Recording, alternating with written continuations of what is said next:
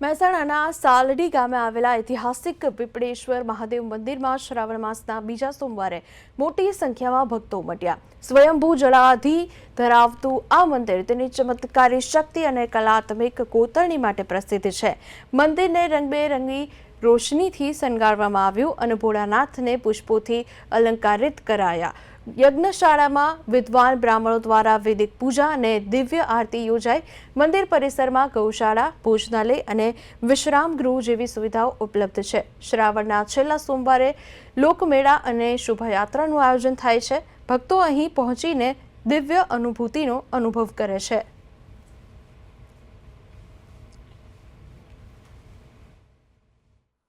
છેલ્લા 11 વર્ષથી દાદાના કોઈ પણ કાર્યો હોય તે ઉમળકાભેર કરું છું। વધુમાં આ સ્થળની વાત કરીએ તો સ્વયંભૂ શ્રી પીપળેશ્વર મહાદેવ લોકવાયકા મુજબ 500 થી 600 વર્ષ પહેલાં એક લાગણજની ગાય આવીને ઝરી જતી હતી। ત્યાંથી ગાયકવાડ સરકારે નાની એવી ડેરી બંધાવી અને પછી એનો જીર્ણોદ્ધાર કર્યો। અત્યારે ટ્રસ્ટ સ્વતંત્ર તરીકે સેવાઓ બજાવી રહ્યું છે, સ્વતંત્ર નિર્ણયો લે છે।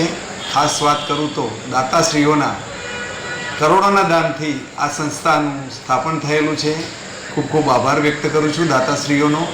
અને આજુબાજુના 40 ગામને લઈને પરિવારની ભાવનાથી ચાલતી આ સંસ્થા વિશ્વ લેવલે અત્યારે એનો વિશ્વ લેવલે પ્રચાર જાગૃત થયેલ છે।